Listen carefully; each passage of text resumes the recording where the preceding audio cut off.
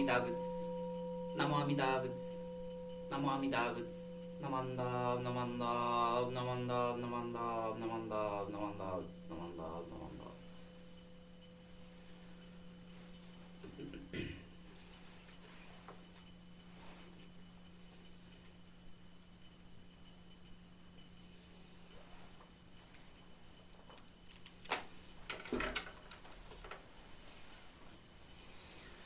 Please join me in chanting Vandana Tisarana as we take refuge in the triple gem of the Buddha, the Dharma, and the Sangha.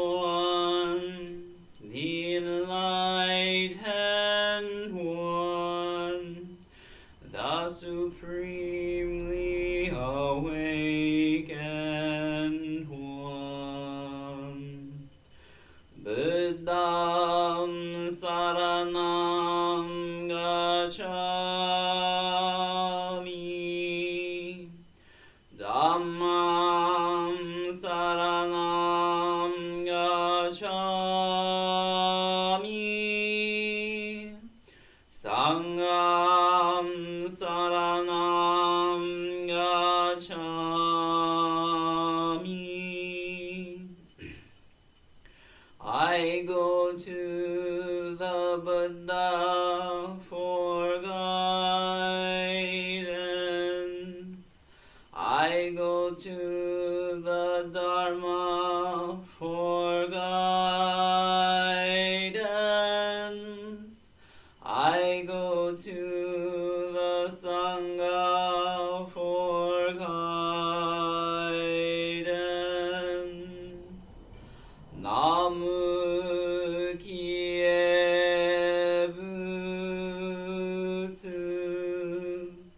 Namu Kie Ho. Namu Kie So.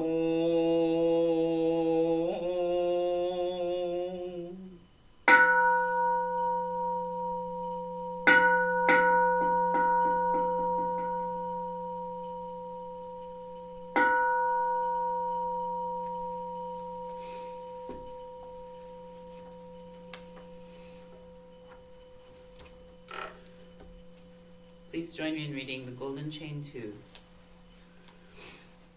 I'm a link in the Buddha's golden chain of love that stretches around the world. I must keep my link bright and strong. I will try to be kind and gentle to every living thing and protect all who are weaker than myself. I will try to think pure and beautiful thoughts, to say pure and beautiful words, and to do pure and beautiful deeds, knowing that on what I do now depends not only my happiness or unhappiness, but also that of others. May every link in the Buddha's golden chain of love become bright and strong, and may we all attain perfect peace. Namo Amida Butsu. Namo Amida Butsu. Namo Amida Butsu. Namanda, Namanda, Namanda, Namanda, Namanda, Namanda.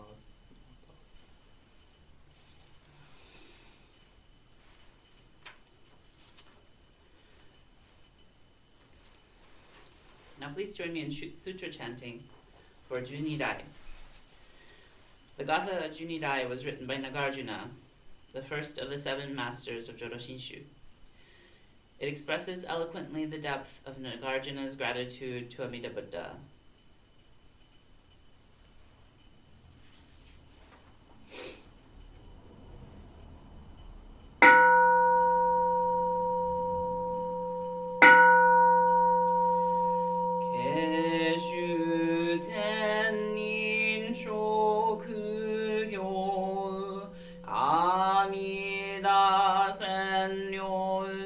く損在非未明はな国無料武士主義ね金色心情女戦のシャワ太陽女像部両目上脈小連下法が将来見出そう面前年上女万が以後有女千日が小女天空不死ら子が将来見出そう観音頂戴観知有事始終明道総称言ノブクゲドマケマン子が将来見出そう無微無空交渉上習得経験女国小サリ悪徳自在子が将来見出そう自法名門菩薩衆無料小魔女三段一生修上願に記事子が将来見出そう根体法見知証見前言少女明大座大ひざ上女戦の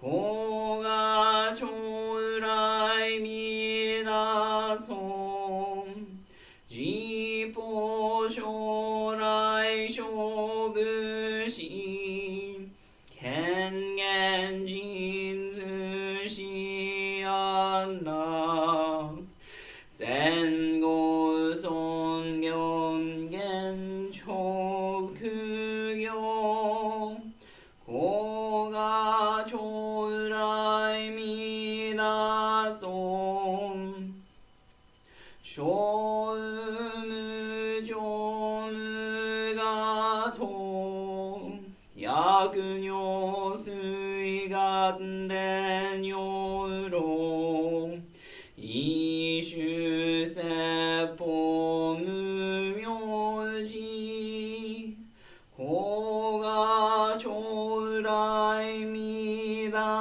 そう依存無説無悪名薬無尿になく道夫主任死心教非尊子が将来見出そう非尊無料法勉強無所属悪知識往生不体死亡大子が将来見出そうがせ非尊苦毒地修善無変尿開す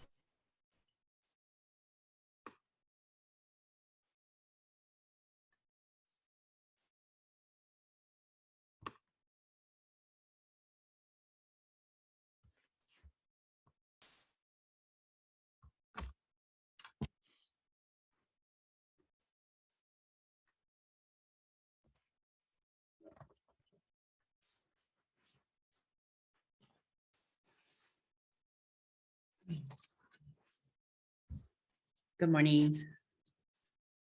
I'd like to start the last portion of our service, which will be my Dharma message. If you'll give me just a moment, I have a screen to share. If you please join me in Gasho, I'd like to share the words from Pure Light Master Shandao. I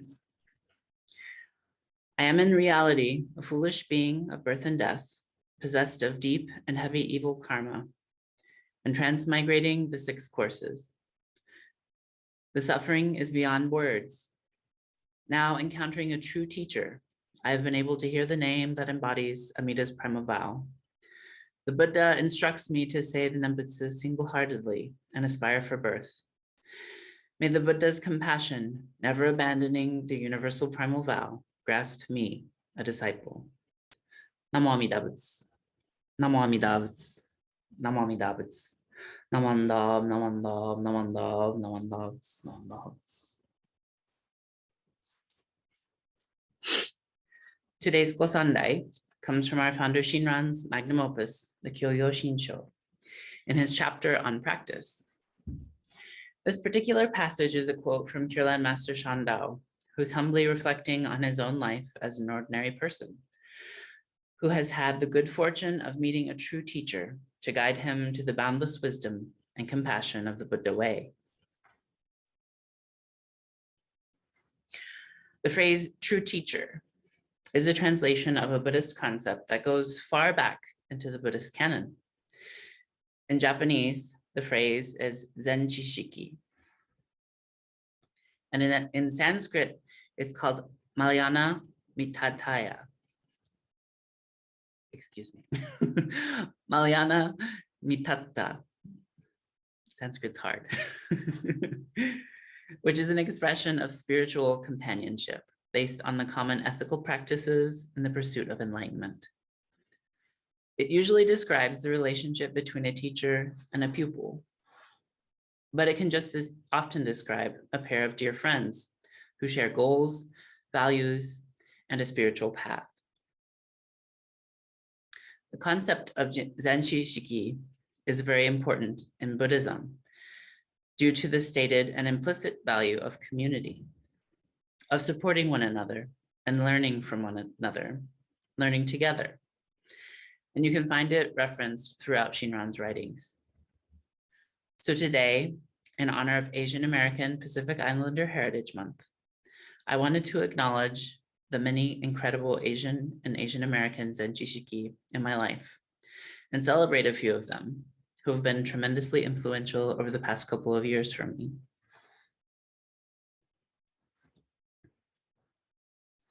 And we're going to try to go in sequential order. And the first Zenshi Shiki in my life is Reverend Dr. David Matsumoto. Reverend Matsumoto served as the resident minister for the Berkeley Buddhist Temple for 2 decades. And he was the first Buddhist teacher that I met in person. I was immediately struck by his kindness and humility, but also by his vast wealth of knowledge, not only about Buddhism, but also about so many worldly issues of injustice and inequality. Reverend Matsumoto inspired me as a minister, but also as a teacher. And he would go on to teach roughly a quarter of my classes during my MA at IBS in Buddhist Studies. He was my faculty advisor and on my thesis committee. And he always encouraged me to dig deeper to find meaning in the Dharma for myself personally. The second Zenshi Shiki I'd like to talk about is Reverend Candace Shibata. I first met Reverend Candace when she was assigned at the Berkeley Buddhist Temple. Though we were all sad to see Reverend Matsumoto leave, we were really happy to see Reverend Candace. She brought a warmth and compassion to the temple that really helped people feel at home, welcomed, and included. I might have met Reverend Candace a little earlier in my life, but that time is a little bit blurry for me. It was under Reverend Matsumoto's mentorship that I decided to go to IBS, but Reverend Candace actively asked me to help at Berkeley Buddhist Temple, and I was always excited to be involved. She encouraged me to lead our Shoshinge chanting services, which terrified me at the time because I was still pretty new to chanting and new to Buddhism in general. We also led a book club together and even sang in the choir, the Sangha Singers, at the Berkeley Buddhist Temple for a while. I always felt like Reverend Candace saw something in me that I didn't see for myself. And she always trusted me more than I trusted myself. While I always felt at home at Berkeley, Reverend Candace made me feel like I was a crucial part of the Sangha. And with her encouragement, I began to take on more leadership roles and looked at the humility and spirit of servant leadership of teachers like Reverend Matsumoto and Reverend Candace as the way I wanted to become a minister. We also became really close friends too, aside from our teacher and mentor relationship. And my first temple Halloween that I went to, I dressed up as a Jedi, Qui-Gon Jinn from Star Wars Episode 1, and Reverend Candace dressed up as Kylo Ren, who was the villain from The Force Awakens, which had just come out that year. And so we have some cute pictures together. I forgot to put them on the slide, but the temple Halloween party was always a really fun thing for me after that. And so I called her my sensei boo, and she called me Dharma boo. And we still do that. And I still talk with her regularly because we're good friends and I see her as a valuable mentor. The third and final of my Zenshi Shiki today I want to talk about is my best friend, Juliette Boast. Though I could talk about a lot of different people, I picked these three people because they've been so important to me in the past few years. I met Juliet last year in the early spring through a mutual friend and my classmate, Landon Yamaoka. Juliet is a little younger than me, and they grew up for the most part of their life going to temple. Coincidentally, not too long before I met Juliet, I was beginning to feel a bit alone in a lot of ways. I didn't quite feel like there was anyone like me in BCA, and there weren't many people like me in Buddhism. I didn't know any other queer, trans, non-binary Buddhists, let alone any Jodo Shinshu Buddhists. And ever since I started coming to the temple in Berkeley, I've always felt loved, appreciated, and accepted, but I rarely saw someone with whom I shared so many life experiences like I do with Juliet. They've taught me so much and have truly been a source of encouragement in deepening my faith and finding more personal and profound queer and trans ways of understanding the Dharma. Juliet is also supporting me in several of my research projects that I'm working on for my doctorate of ministry. They have a brilliant mind and a warm heart and a great smile, as you can see in the picture. And I can't wait to see that all we'll do together. Our deep conversations and general queer shenanigans bring me life and have inspired me to try so many new things as I continue to learn and grow myself. Juliet always encourages me to be my authentic self. And I know that if there are people in my life who don't appreciate me for being me, that Juliet and their family always will. And that's quite a comforting thing. To shift gears just a tiny bit, I wanted to share that over the past few weeks, I've felt particularly lost. There have been more mass shootings, horrendous, hateful anti-LGBTQIA laws being passed around the country, and continued hate crimes directed towards the AAPI community and so many other communities of color. I feel overwhelmed with sadness. And sometimes I feel that there's little hope for our future as human beings. Maybe some of you who are listening, who are part of our Sangha today, feel the same way too. And that's exactly why I chose this topic for my Dharma talk today. It's AAPI Heritage Month, and I'm very grateful to have so many Asian American and Asian friends. My therapist encourages me to have an emergency kit of things to do when my depression and anxiety get overwhelming.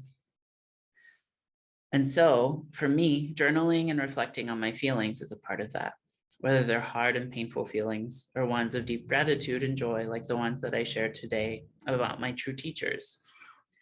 This exercise of putting into word the feelings that I'm carrying is a form of letting go and an experiencing gratitude. It's powerfully healing for us to recognize our authentic truths.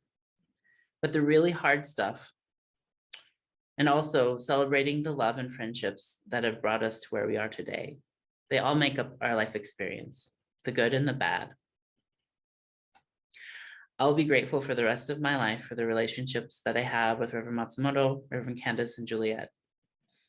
Each of them have changed my life in so many fundamental ways and led me deeper into my own journey of self-discovery and healing, alongside my pursuit of the Dharma. When life gets hard and everything feels out of control, I can come back to those feelings of gratitude, and that gives me just a little bit of stability. I also want to celebrate our strong and resilient Sanghas as part of the celebration of Asian American Pacific Islander Heritage Month. Without the innumerable Asian immigrants to this country, so many of us wouldn't have been able to find the Dharma for ourselves. Migrant Asian American Buddhist communities like the ones that we have here share an incredible and invaluable gift in opening their communities and their hearts and sharing the Dharma with us. I'm so grateful to be here with you, to be here today, and proud to be a part of our community. And I thank you all for being my true teachers. I'd like to close my Dharma message today with the words from Master Shandao one more time. Please join me in Gasho. I'm in reality a foolish being of birth and death. possessed of deep and heavy karmic evil, and transmigrating in the 6 courses. The suffering is beyond words. Now, encountering a true teacher, I've been able to hear the name that embodies Amita's primal vow. The Buddha instructs me to say the Nembutsu single-heartedly and aspire for birth. May the Buddha's compassion, never abandoning the universal primal vow, grasp me, a disciple. Namo Amida Butsu. Namo Amida Butsu. Namo Amida Butsu. Namanda Butsu. Namanda Butsu. Namanda Butsu. Namanda.